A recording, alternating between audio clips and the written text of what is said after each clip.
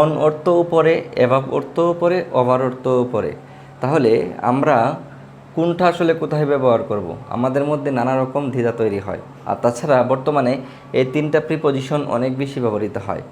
আমরা যদি প্রথমে অন নিয়ে কথা বলি, অন অর্থও পড়ে। অন মানে হলো কোনো একটা সারফেসের সাথে যদি কোনো কিছু লেগে থাকে, মানে একটার সাথে একটা যদি লেগে থাকে, তাহলে এই ক্ষেত্রে অন ব্যবহার করা হবে। যেমন একটা টেবিলের উপর একটা বই আছে, তাহলে আপনাকে বলতে হবে the book is on the table, the book is on the table. এই ক্ষেত্রে অন ব্যবহার করা হয়।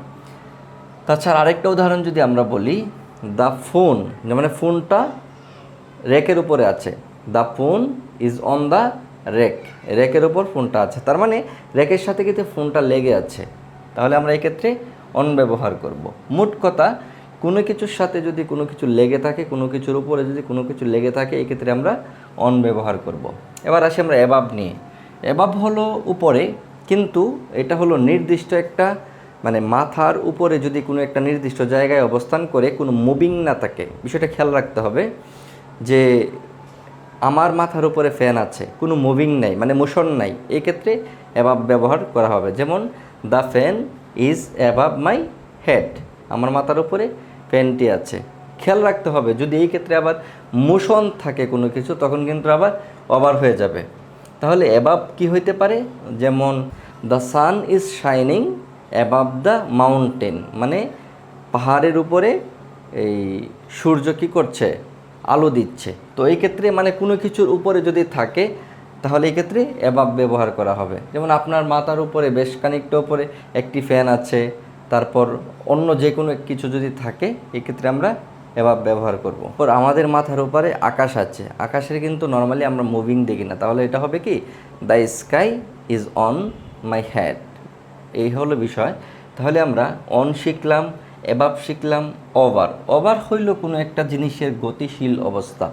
যদি আপনার মাথার উপর দিয়ে বা দেয়ালের উপর দিয়ে কোনো কিছু মোশন করে চলে যায়, মানে উপর দিয়ে লাফিয়ে বা কোনো কিছু গতিশীল অবস্থা থাকে, তাহলে এক্ষেত্রে আমরা ওভার ব্যবহার করব। যেমন the fan is moving over our head, আমাদের মাথার উপর দিয়ে ফ্যান ঘোরে, এক্ষেত্রে বা ঘুরছে, এক্ষেত্রে আমরা ওভার ব্যবহার করব।